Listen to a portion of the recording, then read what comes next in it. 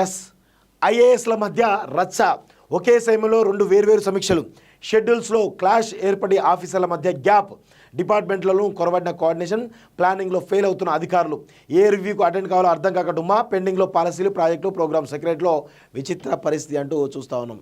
ఇది ఇక వీళ్ళు అంటే వాస్తవంగా ఈ ఐఏఎస్లు ప్రిన్సిపల్ సెక్రటరీ ఎవరైతే ఉన్నారో ఎందుకో రేవంత్ రెడ్డి నాయకత్వం మీద ఇంకా వాళ్ళకు నమ్మకం వస్తలేదు. రేవంత్ రెడ్డికి ఐఏఎస్ల పాలనా తీరుపైన పట్టు వస్తలేదు. సో వీళ్ళిద్దరి మధ్య డిఫరెన్స్ అయితే చాలా పెద్ద పెరుగుతూ ఉంది. కొంతమంది ఐఏఎస్లు ఎవరుతున్నారో కేటీఆర్ తొత్తులుగా వ్యవహరిస్తూ ఉన్నట్టు కొంతమంది ఐఏఎస్లు ఇంకా పెద్ద ఎత్తున తారస్థాయి తీసుకుపోతున్న విషయం గమనిస్తూ ఉన్నాం. సో ఇవన్నీ కూడా చూస్తూ ఉంటే సో ఫస్ట్ ఐఏఎస్లు ఎవరైతే ఉన్నారో తెలంగాణ రాష్ట్ర ప్రయోజనాల దృష్ట్యా మాత్రమే ఆలోచించాలి తప్ప మీరు రేవంత్ రెడ్డి ఏం చేస్తాడు, ఏం చేయట్లేదు, ఆయనకు ఫ్రీడమ్ ఇస్తాడా లేదా ఇవన్నీ పక్కన పెట్టండి. తెలంగాణ రాష్ట్ర ప్రయోజనాలు దృష్టిలో పెట్టుకొని మాత్రమే మీరు పనిచేయాలని చెప్పేసి కూడా మేము హితవు పలుకుతూ ఉన్నాం. సో అట్లా కాకుండా మీ సొంత ఏజెండాతోటి ముందుకు పోతున్నట్టు కనబడతా ఉంది కొంతమంది ఐఏఎస్లు. సో డబ్బే పరమావధిగా, లంచాలే పరమావధిగా కనబడతా ఉన్నట్టు చాలా స్పష్టంగా తెలుస్తూ ఉంది. ఐఏఎస్ ఆఫీసర్ల మధ్య రివ్యూల పంచాయతీ నెలకొన్నది. ఒకే కమిటీలో ఉన్న ఆఫీసర్లకు తరచూ ఈ చిక్కులు ఎదురవుతున్నాయి. ఒకే సమయంలో రెండు వేర్వేరు సమీక్షలు నిర్వహించడం వల్ల ఈ సమస్యలు ఉత్పన్నమవుతున్నాయి. షెడ్యూల్స్లో క్లాష్ ఏర్పడి ఆఫీసర్ల మధ్య గ్యాప్ పెరగడానికి కారణమవుతున్నది. డిపార్ట్మెంట్ల మధ్య కోఆర్డినేషన్ లేక సమస్యలు ఏర్పడుతున్నాయి. ఏ రివ్యూకి అటెండ్ కావాలో అర్థం కాక తలలు పట్టుకుంటా ఉన్నారట ఈ ఐఏఎస్లు అందరూ కూడా. సో కొందరు ప్రాధాన్యత ఎంపిక చేసుకోవాల్సి ఉంటుంది. సో మరికొందరు ఏ రివ్యూకి అటెండ్ కాకుండా డుమ్మా కొడుతున్నారు.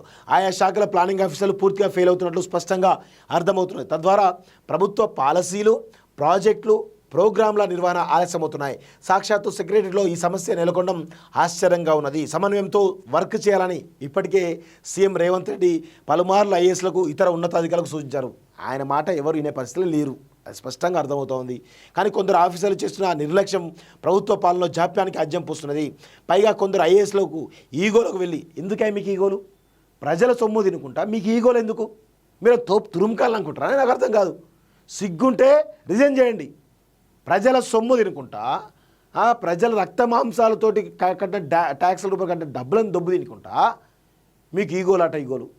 పని చేయడానికి ఈగోలు అయితే నాకు అర్థం కాదు. తెలంగాణకు ప్రజల కోసం పనిచేయాలి, ఇండియా కోసం పనిచేయాలి. సిగ్గుండాలి కొంచెమైనా. ప్రభుత్వానికి బ్యాడ్ నేమ్ తెచ్చేలా వ్యవహరిస్తున్నట్టు సచివాలయంలో అధికారి ఆఫ్ ది రికార్డులు చెప్పారు. సుల్తానియా వర్సెస్ వికాస్ రాజ్ అట.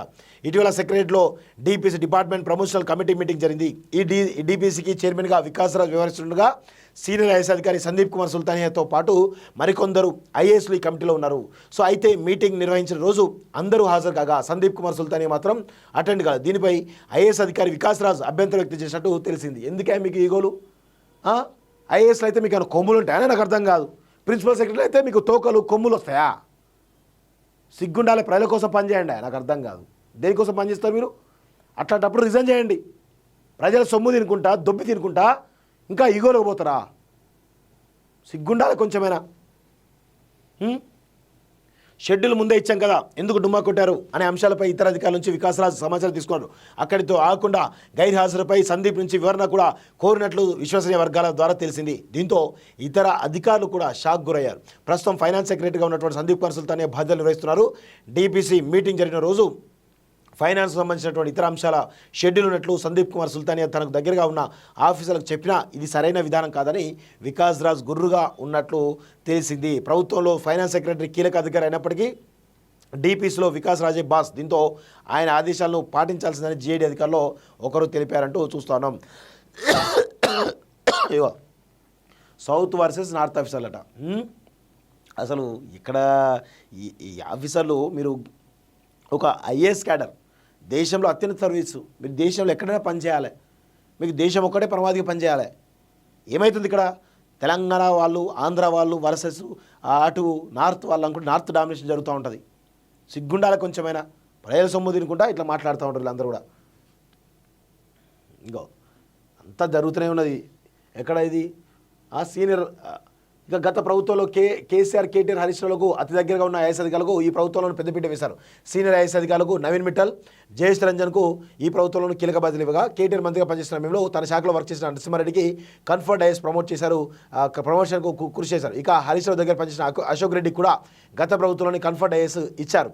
వీరిద్దరికీ ఈ ప్రభుత్వంలో ప్రయారిటీ ఇచ్చారనే చర్చ జరుగుతున్నది అంటూ కూడా చూస్తూ ఉన్నాం. ఏందో వీళ్ళు మారరు. ఆ రేవంత్ రెడ్డి వీళ్ళ గురించి మరి ఏం చర్యలు తీసుకోడు, వాళ్ళేమో ఇష్టారీతిన రెచ్చిపోతూ ఉంటారు. అదే జరుగుతూ ఉంది.